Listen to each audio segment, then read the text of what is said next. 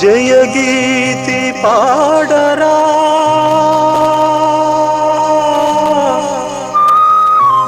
జయధ్వని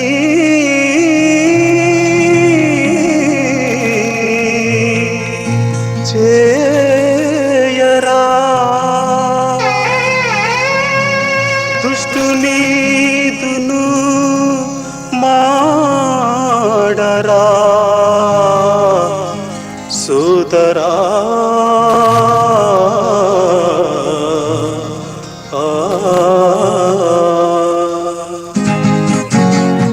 ప్రభుని సువార్త చాట పదవేర ముందుకు ప్రభుని సువార్త చాట పదవేర ముందుకు కష్ట నష్టాలెన్ని వచ్చి కలవరంబు కల్గినా ప్రభుని సువార్త చాట పదవేర ముందుకు ప్రభుని సువార్త చాట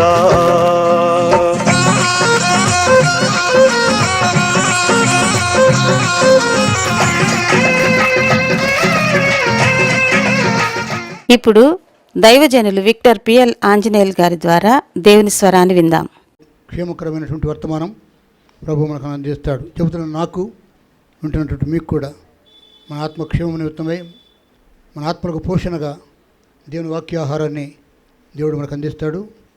ఆ వాక్యంతో మనం పోషింపబడి వారమంతా దేవుని కోసమై వాక్యం ద్వారా ఆత్మలను పోషించుకుని బ్రతుకుదాం. బ్రతుకువాడు ఎవడైనా ఉన్నాడా అని ప్రభు ప్రశ్నిస్తాడు. శరీరంలో బతకడం కాదు, ఆత్మలో బతికేవారు కావాలి దేవునికి. కాబట్టి ఆత్మ సంబంధమైన జీవితం మనకు లేకపోతే బ్రతికున్నా చచ్చిపోయినట్టు లెక్క. ప్రభుని ఎరిగి కూడా ఎరగనట్టుగా జీవిస్తే నీ ఇంట్లో మాత్రమే నువ్వు క్రైస్తవుడివి, బయట నువ్వు క్రైస్తవుడివి కాకపోవచ్చు. ప్రభు నిమిత్తమే సాక్షిగా ఉండలేవు. కాబట్టి ఆ బ్రతుకు వ్యర్థం. కాబట్టి వాక్యం కోసం అర్థం కనిపెడదామండి. మత్తయి సువార్త 21వ అధ్యాయం చదవండి. అందులో ఒక వాక్యం లేక 2 వాక్యాలు చదువుకుందాం. 10-11 వాక్యాలు చదువుకుందామండి. ఆయన యెరూషలేములోకి వచ్చినప్పుడు పట్టణమంతయు ఈయన ఎవరో అని కలవరపడెను. జనసమూహము ఈయన గలిలయలోని నజరేతు వడగు ప్రవక్త అయిన యేసు అని చెప్పిరి. హల్లెలూయా. చాలాసార్లు ఈ వర్తమానాన్ని మనం విని ఉండకపోవచ్చు కూడా. ఆయనను సందర్భం ఏమిటయా అంటే యేసుక్రీస్తు వారి యొక్క చివరి యాత్ర చేస్తూ ఉన్నాడు. ఇక వచ్చే వారానికి ఆయన భూమి మీద ఉండడు. ఈ ఆదివారం ఆయన ఒక ఊరేగింపు కోరుకున్నాడు, ఒక ఘనత కోరుకున్నాడు. ఆ ఘనత కూడా దీనత్వముతో కూడిన ఘనత. రాజులు గుర్రాన్ని కోరుకుంటారు, రథములు కోరుకుంటారు. సైనికుడు గుర్రాన్ని కోరుకుంటాడు, యుద్ధం చేసేవాడు. ధనవంతులు అధిపతులు గుర్రాలు కోరుకుంటారు, కొంతమంది ఏనుగు కోరుకుంటారు, కొంతమంది రథములు కోరుకుంటారు. కానీ యేసయ్య కోరుకున్నది ఒక సాధారణమైన విలువలేని ఒక గాడిద. ఆయన గాడిదపై ఊరేగడానికి ఇష్టపడ్డాడు. ఆయనే కోరుకున్నాడు, నాకు గాడిద కావాలి. అయితే ఆ గాడిద పైన యెరూషలేము వీధుల్లో ఆయన ఊరేగుతున్నప్పుడు కొంతమంది ఆయన వెంబడించారు. జనసమూహము ఆయన వెంటబడింది. ఆయన ప్రేమించేవారు, ఆయన అభిమానించేవారు. స్త్రీలు, పురుషులు, ముఖ్యంగా 12 మంది శిష్యులు. ఎవరెవరైతే యేసుక్రీస్తు వారిని ఇష్టపడతారో వారందరూ ఒక జనసమూహముగా వెంటబడ్డారు. అయితే యెరూషలేములోకి వచ్చినప్పుడు, యెరూషలేము పట్టణం ఆ ఒలివ కొండ దగ్గర నుంచి ఆరంభమయ్యాడు.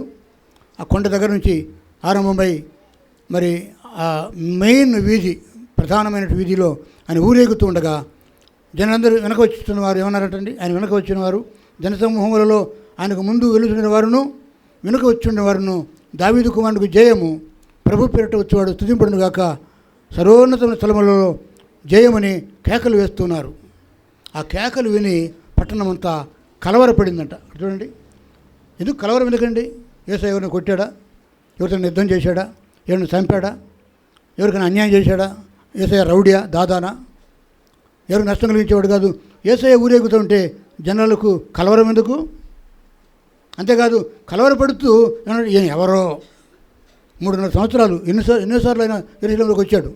ఎన్నోసార్లు సమాజ మందిరాల్లో వాక్యం చెప్పాడు. ఎన్నోసార్లు ఆయన ఆ గృహానికి ఈ గృహానికి వెళ్ళాడు. ఏ గృహం పిలిస్తే ఆ గృహానికి వెళ్ళాడు. యేసుక్రీస్తు వారంటే తెలియని వాళ్ళు కాదు వాళ్ళు, కానీ తెలిసినా తెలియనట్టే. యూదులు అంటే ఆయన అంటే ఇష్టం లేదు.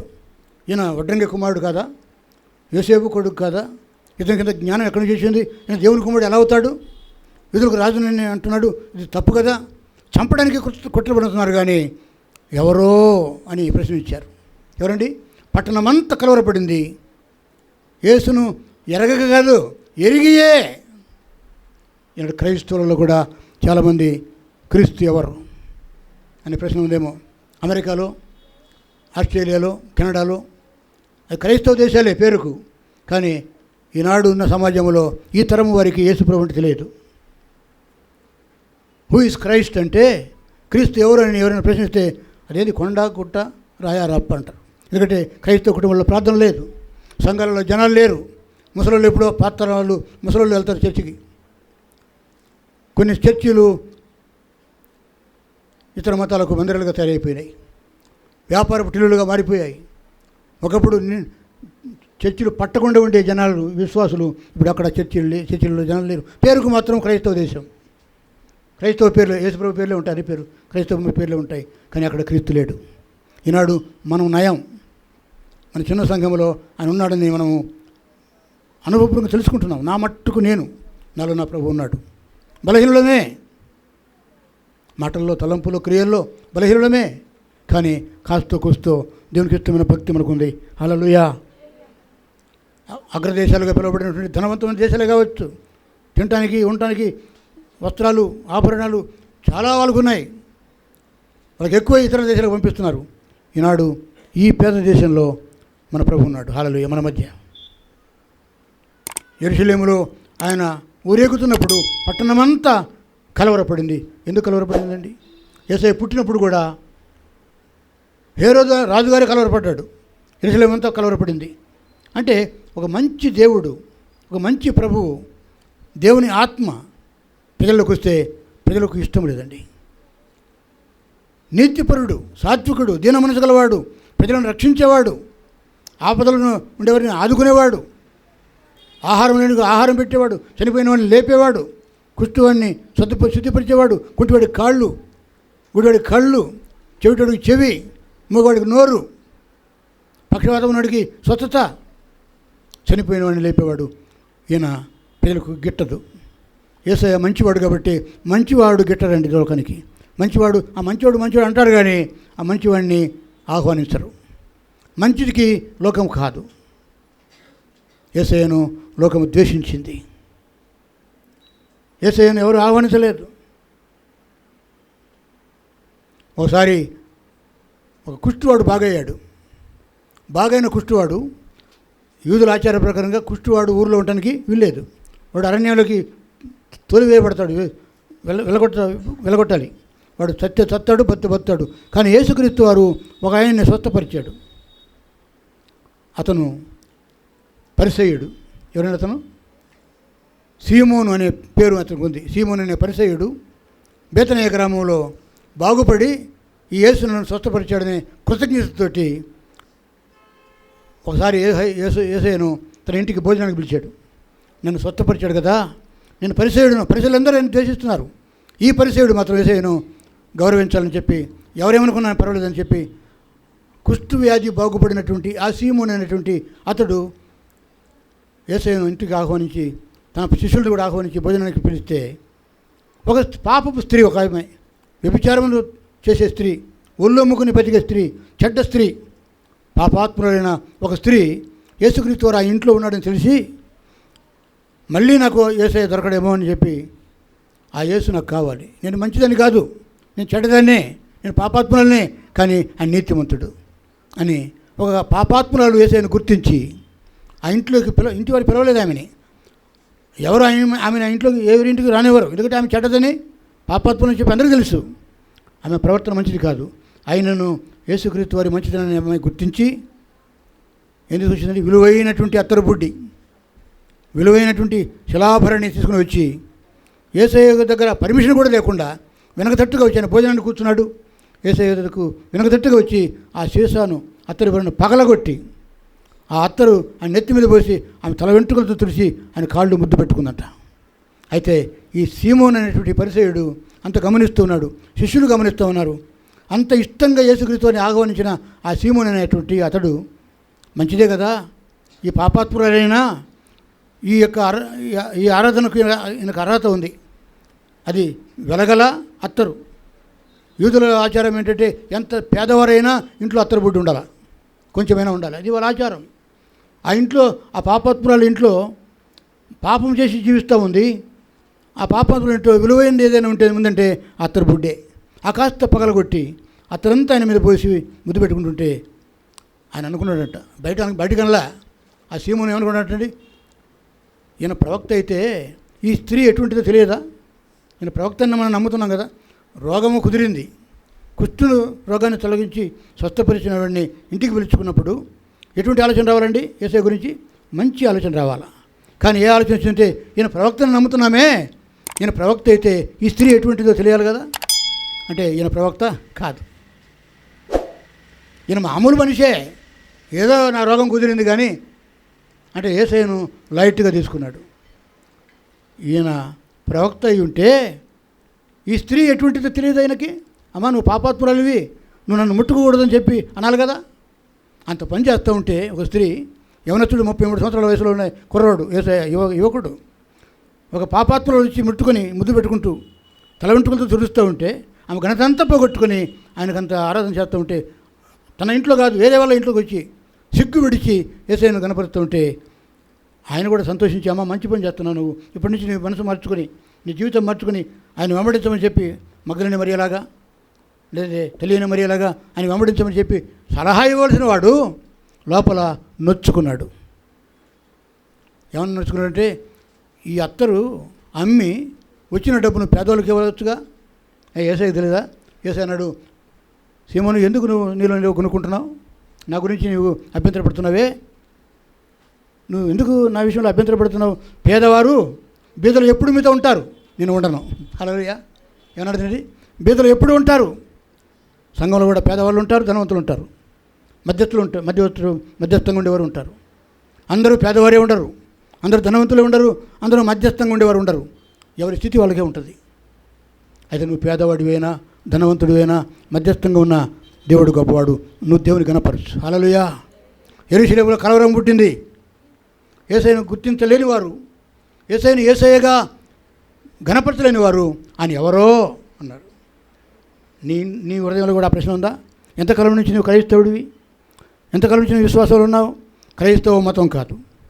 యేసుక్రీస్తు వారు మార్గము సత్యము జీవమని మనకు బాగా తెలుసు. ఎన్నో ప్రసంగాలు వింటున్నాం మనం. కానీ నీ వాటిని అన్వర్తింప చేసుకోకపోతే నీ యొక్క జీవితం వ్యర్థం. హల్లెలూయా. మన బలహీనతను బట్టి ఆయన మన కోసం మరణించలే, లేదా మన భక్తిని బట్టి కూడా ఆయన మరణించలేదు.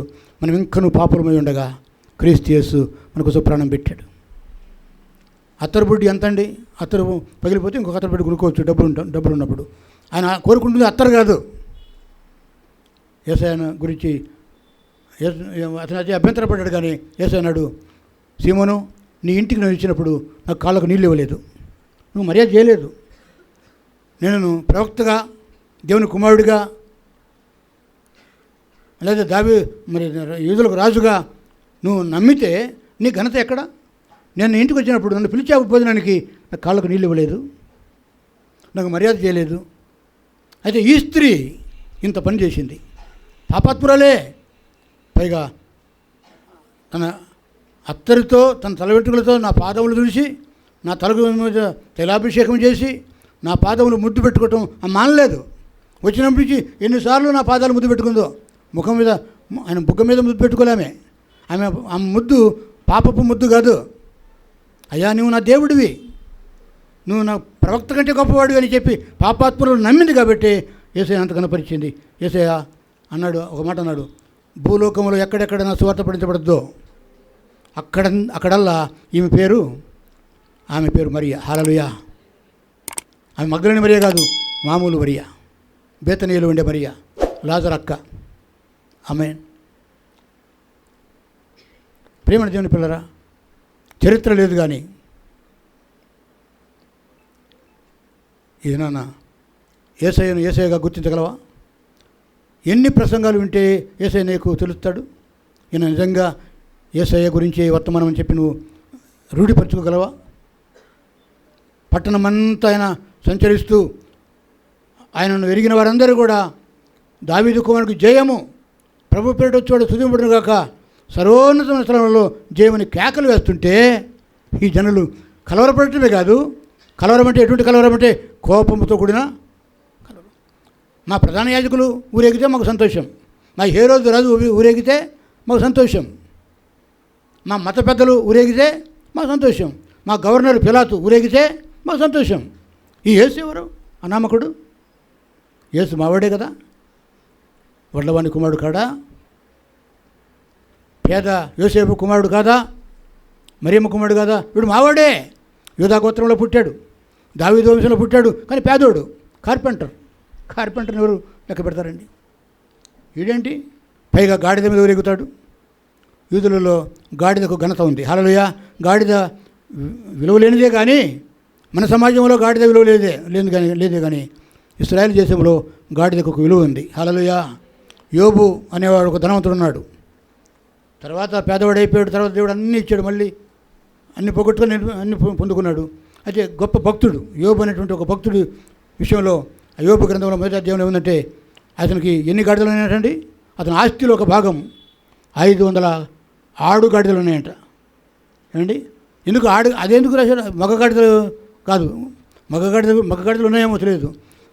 దేవుని వాక్యంలో యోబు యొక్క ఆస్తిలో ఒక భాగం 500 ఆడు గాడిదలు. ఎందుకంటే ఆడుగాడిదలు ఊరుకోవు, పిల్లలు పెడతాయి కదండి. మగవాళ్ళు కనరు కదా, మగ గాడిదలు కనవు, ఆడుగాడిదలు కంటే. అంటే 500 గాడిదలు అప్పుడుకున్నాయి. వాక్యం రాసేటప్పుడు, చరిత్ర రాసేటప్పుడు ఆ తర్వాత ఎన్ని గాడిదలు ఉన్నాయో. యోబు ధనములో గాడిద ఒక భాగం అయిపోయింది. హల్లెలూయా. యూదుల ఆచార ప్రకారంగా గాడిదలు ఆస్తిలో ఒక భాగం. ఇదన్నా యేసయ్య గాడిద యొక్క విలువ చూడలే ఆయన, అది కట్టబడి ఉంది. హల్లెలూయా. ఏముంది? కట్టబడి ఉంది, బంధించబడి ఉందండి ఇది. దయచేసి యోబు గ్రంథము 39వ అధ్యాయం చూడండి. యోబు గ్రంథము 39వ అధ్యాయము. యోబు గ్రంథము 39వ అధ్యాయము 5వ వాక్యం చదువుకుందామా? అడవి గాడిదను స్వేచ్ఛగా పూనించిన వాడేవాడు, అడవి గాడిద కట్లను విప్పిన వాడేవాడు. నేను అరణ్యమును దానికి ఇల్లుగాను, ఉప్పు పర్రను దానికి నివాసస్థలముగాను నియమించి తిని. చాలండి. గాడిదలు 3 రకాలండి, మనకు తెలుసు, ఏ పెద్ద విషయం కాదు. 1 అడవి గాడిద, 2 ఊరగాడిద, 3 కంచర గాడిద. ఇశ్రాయేలు దేశంలో ఉండే గాడిదలు కంచర గాడిదలు. హల్లెలూయా. ఏం గాడిదలండి? కంచర గాడిదలు. వాటికి ఒక విలువ ఉంది. సాధారణమైన వాళ్ళు కూడా, దావీదు కుమారుడు అబ్షాలోము గాడిద మీద పోయాడు. ఏమండి, రాజుగారి కుమారుడు గాడిదను ఉపయోగించుకున్నాడు, చచ్చాడు తర్వాత ఇదే విషయం. దావీదు తండ్రికి తిరుగుబాటు చేసి గాడిదను తన వాహనంగా చేసుకుని వెళ్తుంటే చెట్టుకు ఎంటుకలు తగులుకొని వేలాడి చచ్చిపోయాడు. వాడు అంత తర్వాత ఎవరు పొడిచారు, చనిపోయాడు, మర్డర్ అయిపోయింది. రాజకుమారుడు కూడా గాడిదను, ఓ ప్రవక్త బిలాం అనేవాడు, ఆడు ఒక గాడిదను వాడుకున్నాడు. ఆ గాడిద మాట్లాడింది, అది వేరే విషయం. ఒక న్యాయాధిపతి చచ్చిపోయిన పచ్చి గాడిద దవడం తీసుకొని 300 మంది చంపేశాడు. గాడిద పనికొచ్చేది. నేను ఎప్పుడు చెప్తూ ఉంటాను, మనకు ఎప్పుడైనా మన పిల్లల మీద కోపం వస్తే ఏమంటామంటే గాడిద కొడుకు అంటాం, లేదా అడ్డగాడిద అంటాం, గాడిద గుడ్డు అంటాం కదా. అంటే మనకు గాడిదకు విలువ ఇవ్వం. యేసయ్య గాడిదకు ఘనత ఇచ్చాడండి. హల్లెలూయా. అది కట్టబడింది. యోబు అంటాడు ఆత్మ ద్వారా, అడవి గాడిదను స్వేచ్ఛగా పొనిచ్చిన వాడేవాడు, అడవి గాడిద కట్లను విప్పిన వాడేవాడు, నేను అరణ్యమున్న దానికి ఇల్లుగాను. దేవుడు అంటాడు, ఆ గాడిదకు కూడా నేనేం చేశాను? అరణ్యమున్న దానికి ఇల్లుగా చేశాను, ఉప్పు పొర్రను దాని నివాసస్థలం నియమించుతని. అసలు గాడిదకు మంచి విషయాలు ఇష్టం ఉండదు. గాడిద అది మొండిది, మూర్ఖమైనది, మాట అనేది కాదు. ఈ గాడిద కంట యేసయ్య కోసము ఏ గాడిద కోసం వెళ్ళారో, గాడిద పిల్ల, మీరు వెళ్ళండి బెత్పగే అనే గ్రామముకు శిష్యులరా, ఇద్దరిని పంపించాడు. పోయి అక్కడ కట్టబడిన గాడిద పిల్లలు ఉంటాయి, నేను అవి నాకు కావాలి తీసుకురామంటే ఆ చెబుతున్నాడు. ఆడికి పోయిన తర్వాత చూస్తే దానికి ఒక యజమానుడు లేడు, యజమానులు ఉన్నారు దానికి. వాక్యం సమయం చాలక నేను ఆ వాక్యం చదవట్లేదు, కానీ దానికి ఎంతమంది యజమానులు అండి తెలియదు.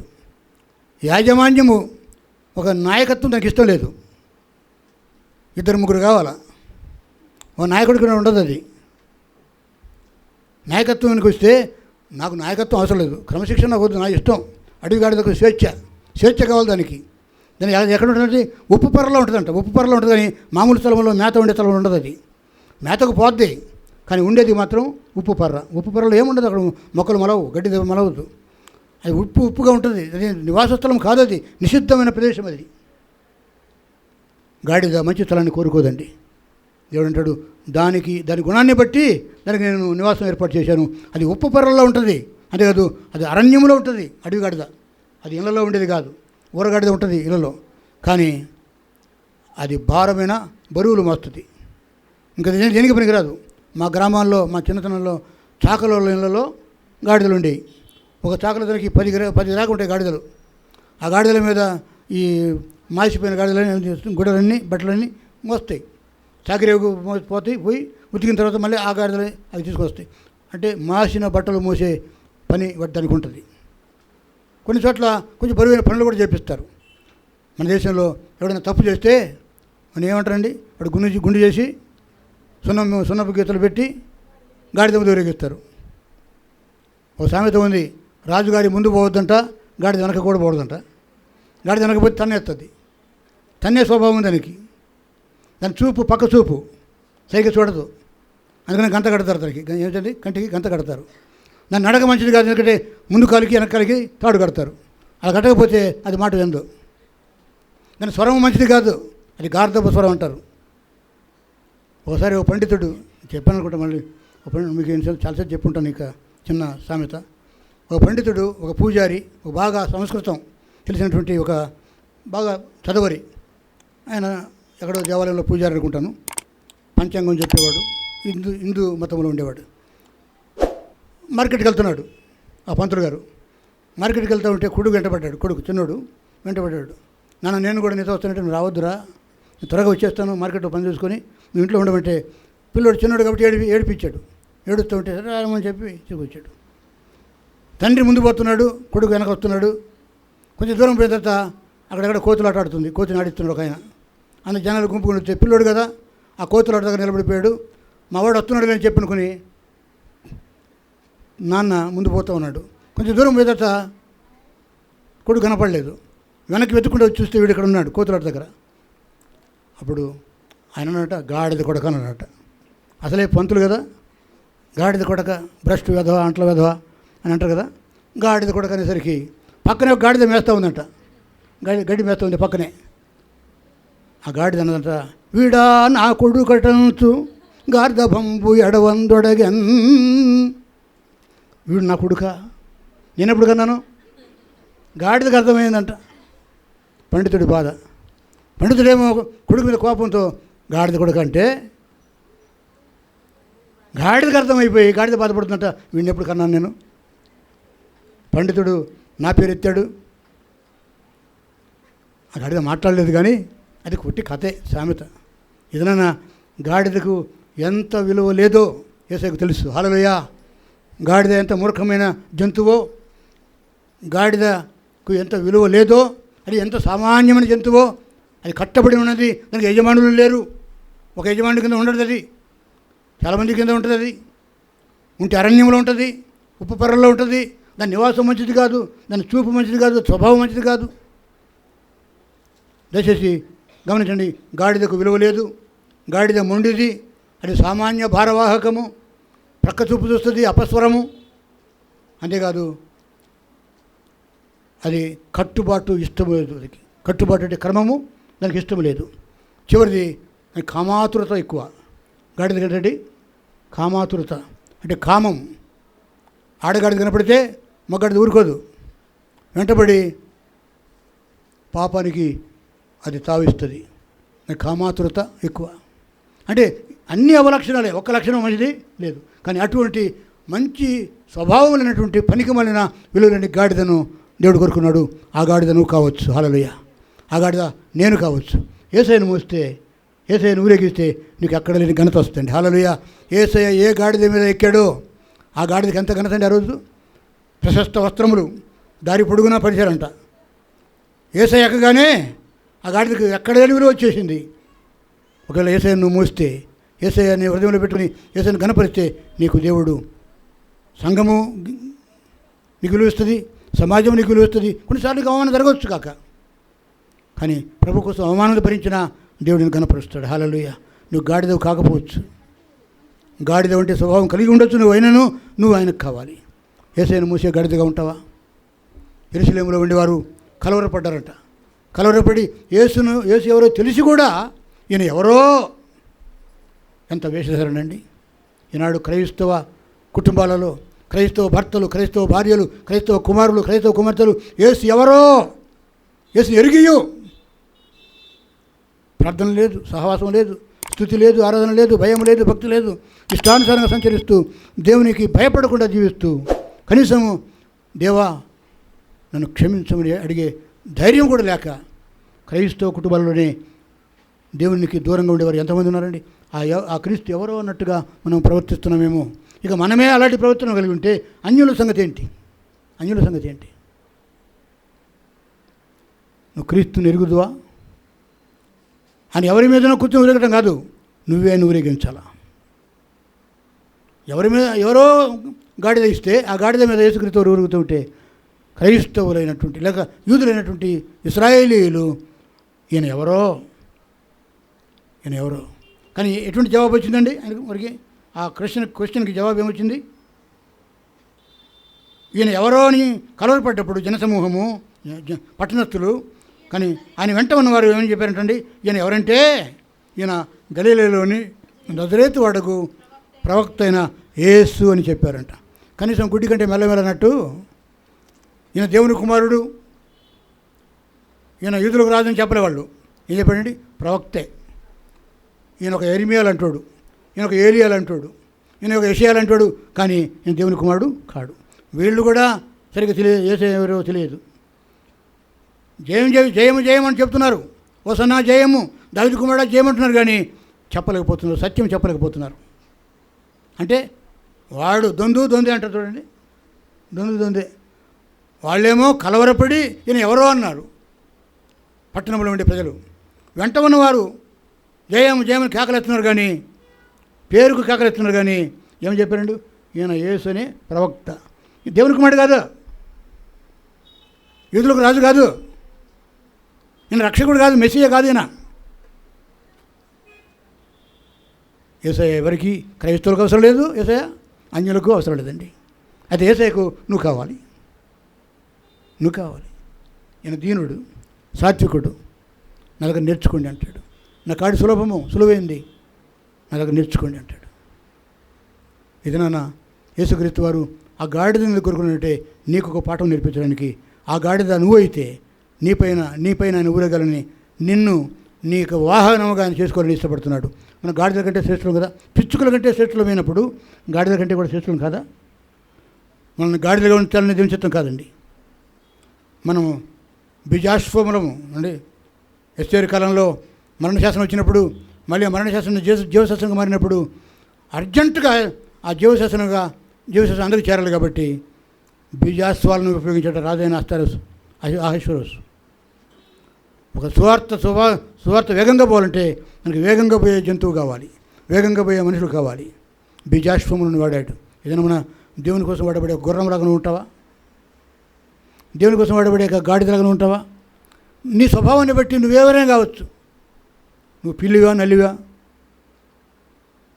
బల్లివా?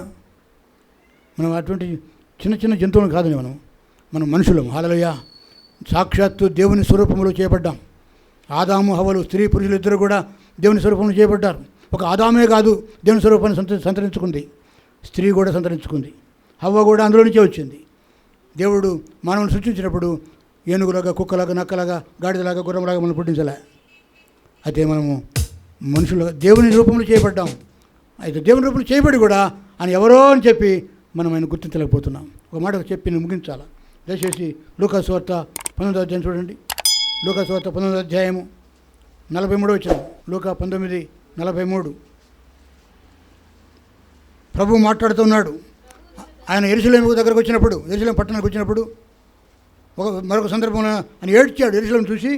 అక్కడ ఉంది చూడండి, ఆయన పట్టణంలో సమీపించినప్పుడు దాన్ని చూసి దాని విషయం ఏడ్చి దాన్ని అది 43 చదవండి, 43 చదవండి. ఏమంటాడండి? ఏడ్చాడు. ఇంకో సందర్భంలో అంటాడు వేరే సువార్తలో, యెరూషలేమా యెరూషలేమా యెరూషలేమా ప్రవక్తలను చంపుదానా అని ఒక మాట అంటాడు. ఇక్కడ అదే సందర్భంలో ప్రభు ఏం మాట్లాడుతున్నాడట? ప్రభువు నిన్ను దర్శించిన కాలము నీవు ఎరుగకుంటివి గనుక నీ శత్రువులు నీ చుట్టూ గట్టుగట్టి ముట్టడి వేసి అన్ని ప్రక్కలను నిన్ను అరికట్టి నీలోనున్న నీ పిల్లలతో కూడా నేల కలిపి నీళ్ళు రాతి మీద రాయి నిలిచి ఉండేది అని దీని వస్తున్నాయి. ఏమన్నాడండి? అంత కోపం వచ్చింది యేసయ్యకు. ఎప్పుడు కోపడినాడు? కోపం వస్తే భయంకరంగా ఉంటుంది. దావీదు విషయంలో దేవుడు కోపడ్డప్పుడు, యెహోవా దేవుడు కోపడ్డప్పుడు దావీదు భయపడ్డాడు. దేవా, జీవం గల దేవుని చేతిలో పడటం భయంకరం. యేసయ్య ప్రేమమయుడే, జాలిపరుడే, కనికర సంపన్నుడే, కానీ ఎన్నిసార్లు గద్దించినను మాట వినకపోతే ఆ జీవం గల దేవుని చేతిలో పడటం మహాభయంకరం. ఎరిగియు ఎరగనట్టు ఉంటావా అంటున్నాడు యేసుక్రీస్తు వారి అంటున్నాడు. పట్టణంతో మాట్లాడుతుంటాడు, యెరూషలేమా ప్రభువు నిన్ను దర్శించినప్పుడు నువ్వు ఎరుగుకుంటివి, దేవుడే నన్ను దర్శిస్తున్నాడని నువ్వు గుర్తుపట్టలేదు. అంటే గుర్తుపట్టే జ్ఞానం నీకు ఉన్నా కూడా ఆయన గుర్తించలేదు. ఆయన ఇప్పటికే నిన్ను దాటిపోయాడేమో, ఇప్పుడే నీ ఇల్లు దాటిపోయాడేమో, నీ వీధి దాటిపోయాడేమో, మళ్ళీ ఇక రాడేమో అని దర్శిస్తున్నాడు. సంఘంలో నిన్ను దర్శిస్తున్నాడు, ఇంట్లో నిన్ను దర్శిస్తున్నాడు, నీ మార్గం వెళ్ళే మార్గం నిన్ను దర్శిస్తున్నాడు, వాక్యం ద్వారా దర్శిస్తున్నాడు, దైవజనుల ద్వారా దర్శిస్తున్నాడు, నీ తోటి విశ్వాసుల ద్వారా దర్శిస్తున్నాడు. నువ్వు గుర్తించడం లేదా? ప్రభువు దర్శించిన ఆ సమయాన్ని నువ్వు గుర్తించలేదు కాబట్టి వస్తున్నావు, పోతున్నావు, మార్పు లేదు, ప్రార్థన లేదు, స్థితి లేదు, దేవుని భయం లేదు అని ఎవరో అని యెరూషలేములో ఉండే జనాలు అన్నట్టుగా నువ్వు కూడా అంటున్నావేమో. వచ్చిన జవాబు ఏంటంటే, ఈయన యేసు అను ప్రవక్త. యేసు ప్రవక్త కాదండి, యేసు రక్షకుడు. హల్లెలూయా. ఆయన ప్రవచనాలు చెప్పాడు. ప్రవక్త కంటే గొప్పవాడు, ఆయన ప్రవక్త కంటే గొప్పవాడు. ఇదిగో ఆలయం కంటే గొప్పవాడు ఇక్కడ ఉన్నాడు. సొలొమోను కంటే శ్రేష్ఠుడు, అహరోను కంటే శ్రేష్ఠుడు, మోషే కంటే శ్రేష్ఠుడు, ప్రవక్త అందరికంటే శ్రేష్ఠుడు. ఓ సందర్భంలో శిష్యులను అడిగాడు, లోకం ఏమనుకుంటుంది నన్ను గురించి? శిష్యులరా నా గురించి ఏమనుకుంటున్నారు లోకం అంటే, అయ్యా కొందరు ఇర్మియా అని, కొందరు ఏలీయా అని, కొందరు ఆ ప్రవక్తని ఈ ప్రవక్త అనుకుంటున్నారంటే మీరేమనుకుంటున్నారు అన్నాడు. హల్లెలూయా. లోకం ఏమనుకుంటున్నా పర్వాలేదు, మీరేమనుకుంటున్నారు? నా శిష్యులు కదా, నేను మిమ్మల్ని పిలిచాను కదా, నా ఎదుట నేను ఎన్నో అద్భుతాలు చేశాను, మీకు భోజనం పెట్టాను, రొట్టెలు ఇచ్చాను, నా కళ్ళెదుట మీ కళ్ళెదుట నేను అద్భుతాలు చేశాను, మీరేమనుకుంటున్నారు? వాళ్ళ దేవుడు నన్ను అడిగితే, పాస్టరు నువ్వేమనుకుంటున్నావు నన్ను గురించి అంటే నేనేం చెప్పగలను?